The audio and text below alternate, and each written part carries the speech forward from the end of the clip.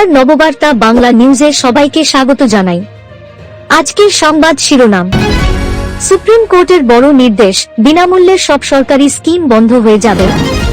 Core কমিটির বৈঠকের পরেই নানুরে রক্তারক্তি কাণ্ড, অনুব্রত এবং কাজল গোষ্ঠীর মধ্যে সংঘর্ষ। বিচার ছিনিয়ে আনব আর জি কর কাণ্ডের 100 দিনে বললেন অভয়ার বাবা মা। আবাসের পর রেশনে ও বকেয়া ফের বরাদ্দের অর্থ চেয়ে কেন্দ্রকে চিঠি মমতার। ইন্ডিয়া জোটের সংকট, এনডিএ এগিয়ে, আবারও কি তাহলে ফুটবে পদ্মফুল, চিন্তায় রাহুল গান্ধীর শিবির। বাংলাদেশে হিন্দুদের উপরে চলছে হামলা, অতিরঞ্জিত বলে গুরুত্বই দিলেন না ইউনূস। মণিপুরে ক্রমশ বাড়ছে নৃশংসতা, হিরোজিতের ছেলে ও শাশুড়িকে খুন করে দেহ ভাসানো হল নদীতে। সংবাদ শিরোনামগুলো শুনছিলেন, এবার জানাবো পুরো সংবাদ। প্রতিদিনের খবরের টাটকা আপডেট পাওয়ার জন্য আমাদের নববার্তা ইউটিউব চ্যানেলটিকে সাবস্ক্রাইব করুন। আপনি যদি বিনামূল্যে রেশন, বিনামূল্যে বিদ্যুৎ বা অন্যান্য সরকারি প্রকল্পের সুবিধা গ্রহণ করেন, তাহলে আপনার জন্য একটি খারাপ খবর এসেছে। সমস্ত বিনামূল্যের সরকারি প্রকল্প অবিলম্বে বন্ধ করার দাবি জানিয়ে সুপ্রিম কোর্টে একটি পিটিশন দায়ের করা হয়েছে। আদালত এই প্রকল্পগুলি সম্পর্কে গুরুতর প্রশ্ন উত্থাপন করেছে এবং এখন বিষয়টি শীঘ্রই শুনানি হতে পারে। দেশে নির্বাচনের সময় রাজনৈতিক দলগুলি জনসাধারণকে আকৃষ্ট করার জন্য বিনামূল্যের স্কিম ঘোষণা করে, যেমন বিনামূল্যে রেশন, বিনামূল্যে বিদ্যুৎ, বিনামূল্যে বাস পরিষেবা এবং অন্যান্য সুবিধা। এই স্কিমগুলির উদ্দেশ্য হল সাধারণ জনগণকে আকৃষ্ট করা এবং নির্বাচনে সমর্থন পাওয়া।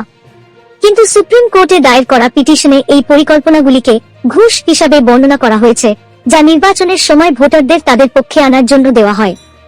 আবেদনকারী বলেছেন যে এই ধরনের বিনামূল্যের স্কিম রাজনৈতিক লাভের জন্য চালানো হয় এবং গণতন্ত্রের জন্য ভালো নয়।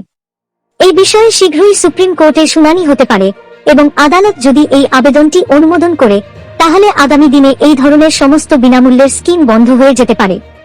এছাড়া নির্বাচনের সময় কোনো রাজনৈতিক দলের এ ধরনের বিনামূল্যের স্কিম ঘোষণা করাও নিষিদ্ধ হতে পারে। এই সিদ্ধান্ত বাস্তবায়িত হলে ভারতের রাজনৈতিক ও সামাজিক ব্যবস্থায় গভীর প্রভাব ফেলতে পারে, কারণ এই পরিকল্পনাগুলিকে একটি নির্বাচনী কৌশল হিসাবে দেখা হয়। কোর কমিটির বৈঠকের নির্দেশ অনুযায়ী অনুব্রত মণ্ডলের ক্ষমতা কিছুটা হলেও খর্ব হয়েছে। স্বাভাবিকভাবেই আরও বেশি অক্সিজেন পেয়েছে অনুব্রতর বিরোধী গোষ্ঠী হিসাবে পরিচিত কাজল শেখ গোষ্ঠী।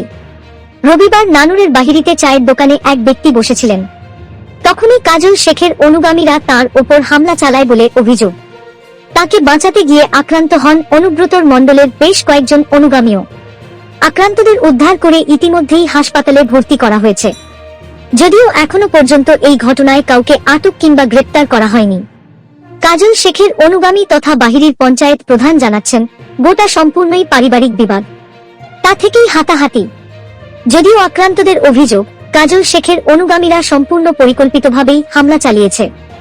এ প্রসঙ্গে অনুব্রত ঘনিষ্ঠ বলে পরিচিত তৃণমূল নেতা জামশেদ আলী খানের বক্তব্য, প্রশাসন অপরাধীদের বিরুদ্ধে আইনত পদক্ষেপ করুক। খাদ্য দপ্তর সূত্রের খবর, কেন্দ্রীয় সরকার প্রধানমন্ত্রী গরিব কল্যাণ অন্ন যোজনার অধীনে রাজ্যের 6 কোটি রেশন গ্রাহককে চাল গম সরবরাহ করে থাকে সরকার। গমের জন্য খরচ বহন করে কেন্দ্রীয় সংস্থা এফসিআই, আর রাজ্য সরকার চাষিদের কাছ থেকে সরাসরি ধান কিনে রাইস মিলে পাঠায় চাল উৎপাদনের জন্য। কিন্তু 2023-24 আর্থিক বছরে কেন্দ্র এই খাতে টাকা দেওয়া বন্ধ করে দিয়েছে।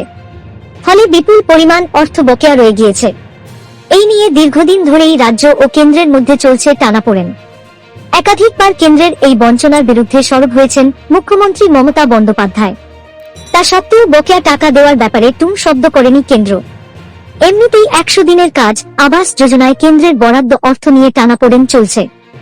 বাংলাকে বঞ্চনার অভিযোগও উঠেছে। এ নিয়ে প্রধানমন্ত্রী মুখ্যমন্ত্রী একাধিকবার কথাও বলেছেন। তবুও বকেয়ার সম্পূর্ণ অর্থ মেলেনি। তারই মাঝে এবার রেশনের কেন্দ্রীয় ভর্তুকি আটকে রেখেও রাজনীতি করার অভিযোগে উঠল কেন্দ্রের বিজেপি শাসিত সরকারের বিরুদ্ধে। ভারতের উত্তরাঞ্চলীয় রাজনীতি এখন উত্তপ্ত, বিশেষ করে একদিকে ইন্ডিয়া জোটের ক্রমবর্ধমান চ্যালেঞ্জ এবং অন্যদিকে এনডিএর শক্তিশালী অবস্থান। জেডিইউ নেতা এবং কেন্দ্রীয় মন্ত্রী রাজীব রঞ্জন সিং, লালন সিং রবিবার নির্বাচনী প্রচারণার সময় মন্তব্য করেন, উত্তর ভারতীয়রা সর্বদা বিজেপির সাথে ছিল এবং এবারও থাকবে, কারণ তারা জানে যে একমাত্র নরেন্দ্র মোদী ভারতকে উন্নতির পথে নিয়ে যেতে সক্ষম। এছাড়া মহারাষ্ট্রের মহাযুক্তি জোট সম্পর্কিত মন্তব্যে তিনি বলেন, আমরা পূর্বাভাস দিতে পারি না কতগুলি আসন তারা জিতবে, তবে এটি নিশ্চিত যে মহারাষ্ট্রে মহাযুক্তির সরকার গঠিত হবে এবং পূর্ণ সংখ্যাগরিষ্ঠতা নিয়ে গঠিত হবে। লালন সিং আরো জানান, এনডিএ সব জায়গায় খেলছে, বিশেষ করে হরিয়ানা নির্বাচনে, যা প্রমাণ করেছে যে এটি প্রধানমন্ত্রী মোদীর নেতৃত্বেই সম্ভব হয়েছে। মহারাষ্ট্রের জনগণ এবং হরিয়ানার নির্বাচনে বিজেপির সফলতার প্রসঙ্গ টেনে তিনি বলেন, আজও দেশে যে একমাত্র নেতৃত্বের ঝান্ডা উঠছে তা হল নরেন্দ্র মোদী। তিনি ইন্ডিয়া জোটের নেতাদের তীব্র সমালোচনা করে বলেন, আপনারা এখনো পর্যন্ত কি করেছেন? আগে অতীতের হিসাব দিন। আপনারা শুধু তন্ত্রমন্ত্রের নামে জনগণকে বিভ্রান্ত করছেন, আর জনগণ তাদের থেকে অনেক এগিয়ে গেছে।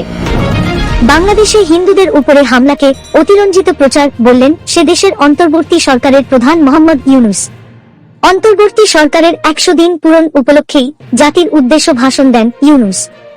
সেখানেই তিনি হিন্দুদের উপরে হামলার ঘটনাকে অতিরঞ্জিত বললেন।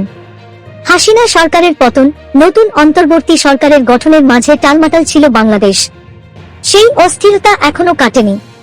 বৈষম্য বিরোধী ছাত্র আন্দোলনের মুখে আওয়ামী লীগ সরকার পতনের পরই বাংলাদেশে বসবাসকারী হিন্দু ও অন্যান্য সংখ্যালঘুদের উপরে হামলা, অত্যাচার বেড়েছে।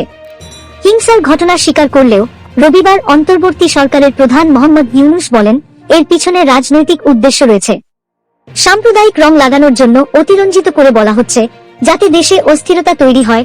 17 কোটি জনসংখ্যার বাংলাদেশে মাত্র 8% হিন্দু রয়েছে। অগস্টের পর কমপক্ষে 2000 হামলার ঘটনা ঘটেছে। প্রধানমন্ত্রী নরেন্দ্র মোদী বাংলাদেশের সংখ্যালঘুদের নিরাপত্তা নিয়ে উদ্বেগ প্রকাশ করেছেন।